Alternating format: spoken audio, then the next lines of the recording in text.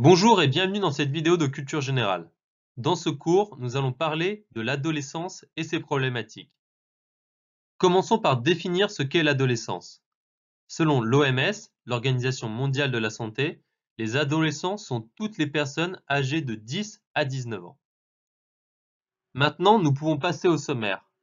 Dans une première partie, nous allons parler de la tentation des excès et des interdits de la part des adolescents. Dans une deuxième partie, nous allons parler des troubles du comportement qui interviennent à l'occasion de l'adolescence. Dans une troisième et dernière partie, nous allons parler de la prise en charge de l'adolescence. Commençons par la première partie. Premier excès lié à l'adolescence, le binge drinking. Qu'est-ce que c'est? C'est une conduite d'alcoolisation massive dans un temps très court. En réalité, c'est tout simplement une intoxication alcoolique aiguë due à un effet social ou rituel. Souvent en français, on le traduit par biture express, alcool défonce ou beuverie. Il faut comprendre qu'elle touche tous les Européens de 15 à 25 ans. La dimension intégratrice du binge drinking passe le plus souvent par des jeux, des défis ou des rites. Cela peut même servir de rite de passage pour faire partie d'un phénomène de groupe. Les normes sociales font alors passer le binge drinking comme un phénomène normal aux yeux d'un adolescent. Le vrai problème du binge drinking, c'est qu'il a des conséquences directes sur un individu. Des conséquences désagréables qui sont consécutives à l'absorption d'alcool, gueule de bois, nausées, troubles digestifs.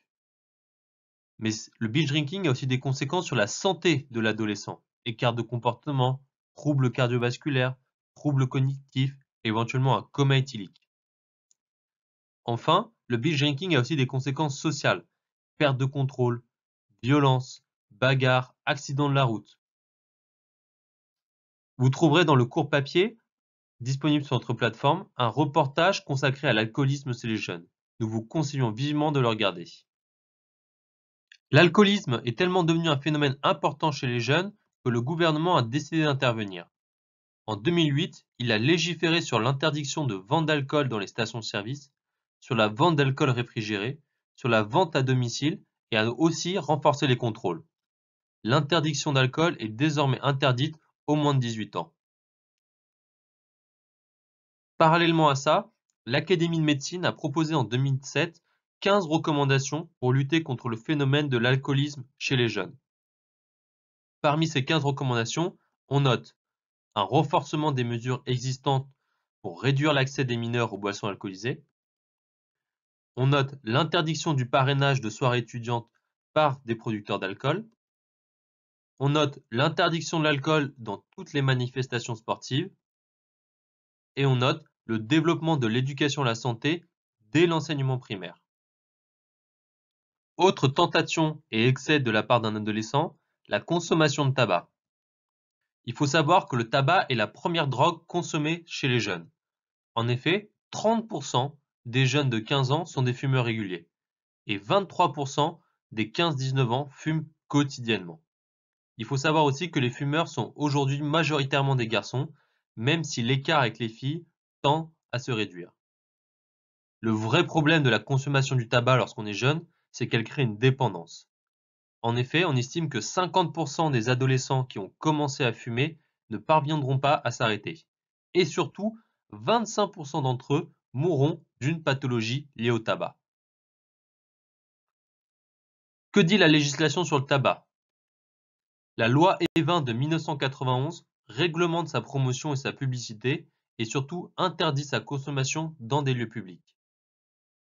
Une extension de cette loi en novembre 2006 interdit de fumer dans des lieux à usage collectif, notamment les bars, les restaurants ou encore les boîtes de nuit. Depuis 2004, il est aussi interdit de vendre du tabac aux mineurs de moins de 16 ans. Mais il faut savoir que seulement un quart des buralistes appliquent cette recommandation, freinant ainsi l'impact de la loi sur la consommation des jeunes. Autre tentation de l'interdit chez les adolescents, la consommation de cannabis. Il faut savoir que la première consommation de cannabis se situe en moyenne à 15 ans. Chez les garçons, le cannabis est souvent associé à une sociabilité intense, alors que, à l'inverse, chez les filles, il est associé à un signe de mal-être.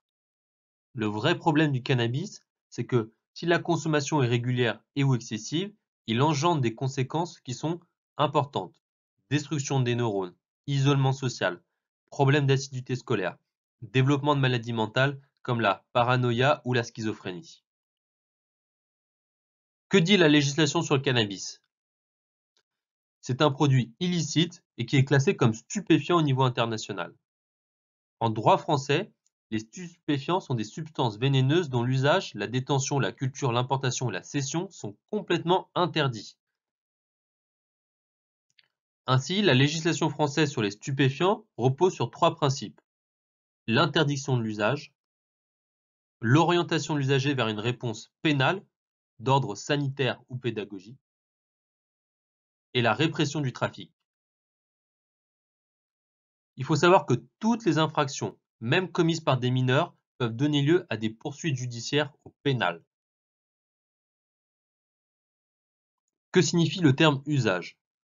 Cela signifie en fait d'en consommer tout simplement. C'est un délit qui est puni d'une peine pouvant aller jusqu'à 1 an d'emprisonnement et 3 750 € d'amende. Que désigne le terme trafic? Il recouvre à la fois la culture, la fabrication, l'importation, l'exportation, le transport, la détention, l'offre, la cession, l'acquisition ou l'emploi illicite de produits stupéfiants. Le fait de faire partie d'un trafic est passible d'une peine de 20 ans d'emprisonnement et de 7,5 millions € d'amende. Consommer du cannabis coûte cher de plus pour l'usager. On estime que le budget estimé d'un usager fumant un joint par jour est de 60 à 120 € par mois. Cela crée donc à la fois une dépendance physique mais aussi financière pour un adolescent.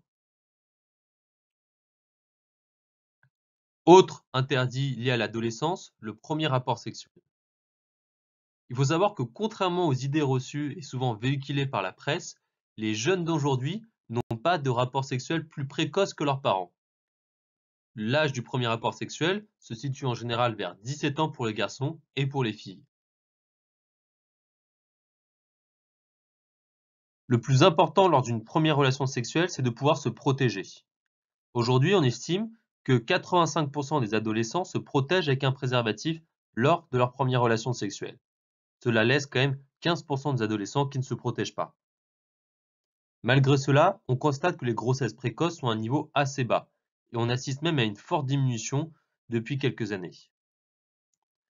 Une nouvelle contraception existe aussi, c'est une contraception d'urgence qui a été mise en place en 2001.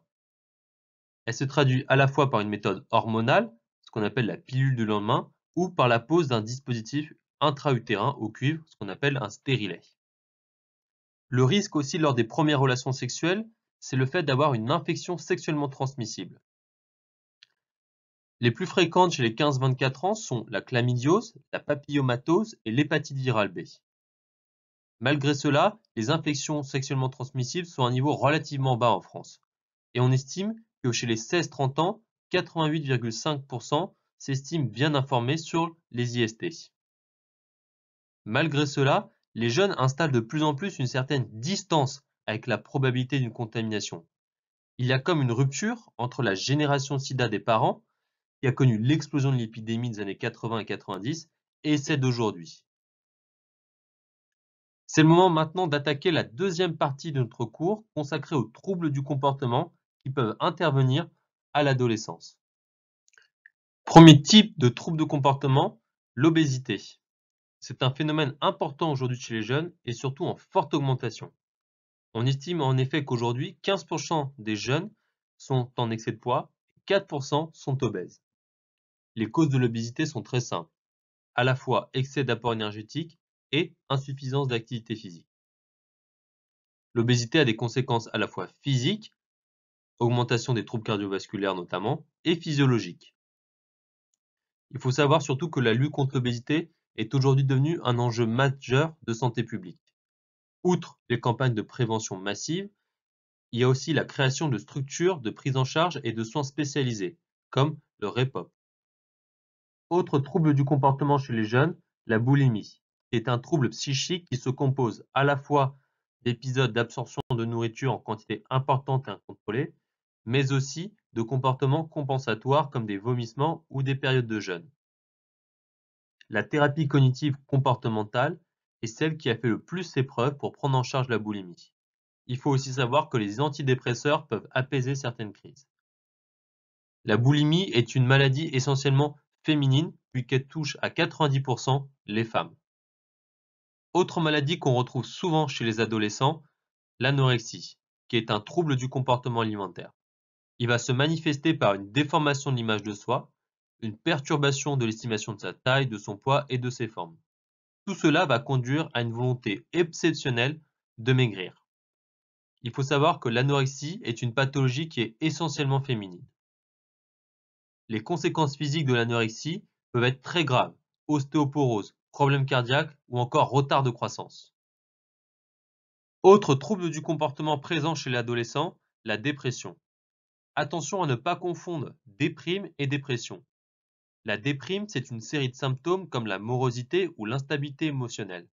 Sur le fond, elle n'a pas de conséquences sur le fonctionnement quotidien de l'adolescent. À l'inverse, la dépression se caractérise par des symptômes dépressifs qui s'inscrivent dans la durée et entraînant une souffrance cliniquement significative. Elle se manifeste par des troubles de l'humeur, de la pensée, des troubles cognitifs et des idées suicidaires. Les effets de la dépression sont multiples: problèmes à l'école, abus d'alcool, drogue, troubles alimentaires. Les solutions pour lutter contre la dépression sont connues. Elles sont au nombre de 3. Ce sont la thérapie, l'intervention d'un pédopsychiatre et dans des cas graves, éventuellement l'hospitalisation. Le suicide est aussi un phénomène important à l'adolescence. Il faut savoir que chaque année, environ 11 000 personnes en France se suicident, tout âge confondu. Et parmi ces 11 000 personnes, 600 d'entre elles sont âgées de moins de 25 ans. La dépression et les tentatives de suicide vont toucher davantage les filles, alors que le suicide accompli est principalement masculin. Le moyen le plus couramment utilisé est souvent la pendaison, aussi bien pour les garçons que pour les filles. Les filles utilisent également l'intoxication médicamenteuse et la précipitation d'un lieu élevé. Les garçons se suicident également par arme à feu ou collision intentionnelle avec un véhicule. Il faut savoir que le suicide est la première cause de mortalité chez les adolescents. Il faut savoir qu'à l'adolescence, le vrai problème réside dans le fait que le processus suicidaire peut être très court, même quelques heures, puisqu'en effet, psychologiquement, l'adolescent est impulsif, instable et émotif.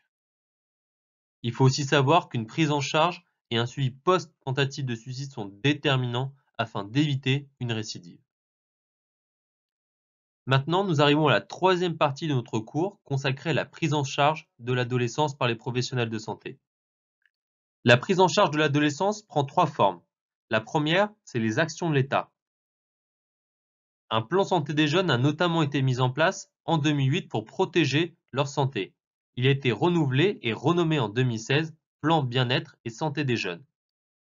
Il a pour objectif de permettre aux professionnels de mieux identifier les signes de mal-être ou de souffrance chez les adolescents. Il a aussi pour objectif de faire en sorte que les jeunes se sentent davantage soutenus et écoutés. Il a pour objectif de mieux orienter les jeunes vers les professionnels compétents, de faciliter les interventions précoces et de diversifier et améliorer les prises en charge. Enfin, il a pour objectif de construire une veille partagée sur ces problématiques qui sont liées à l'adolescence.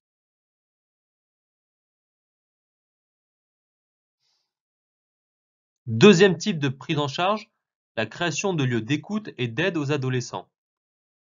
Citons par exemple les points d'accueil et d'écoute jeunes, qui sont des instances de proximité prenant en compte le mal-être et qui agissent dans la prévention du suicide et de l'usage de drogue. Citons aussi les centres de planification familiale, qui jouent un rôle important dans la prévention de la sexualité et des comportements à risque. Citons aussi les espaces santé jeunes, qui proposent une écoute multidisciplinaire à partir de questions de santé d'ordre somatique. Enfin, citons les maisons des adolescents, qui réunissent des dispositifs sanitaires, sociaux, éducatifs et juridiques. Troisième type de prise en charge, les campagnes de prévention. Nous allons ici vous présenter les principales campagnes de prévention qu'il vous faut connaître. Première campagne à connaître, Manger bouger. Il propose des conseils pour savoir comment bien manger et bouger plus. Deuxième campagne, Tabac Info Service, qui est le service de référence en matière d'information et d'aide à l'arrêt du tabac. Troisième campagne, Alcool Info Service, qui va proposer des conseils et des astuces pour réduire sa consommation d'alcool. Quatrième campagne, Drogue Info Service, qui elle va traiter forcément toutes les addictions aux différentes drogues licites ou illicites. Choisir sa contraception, qui a été créée afin d'améliorer la contraception des adolescents et des jeunes adultes. OnSex Prime est un site d'information sur la sexualité pour les jeunes de 15 à 20 ans. Info IST rassemble les informations concernant la prévention et le dépistage des principales IST. C'en est fini de ce cours de culture générale. Merci de l'avoir suivi. Comme d'habitude, si vous avez des questions ou des remarques sur ce cours, vous pouvez venir nous parler directement sur le chat ou nous envoyer un mail. À bientôt sur Prep Academy.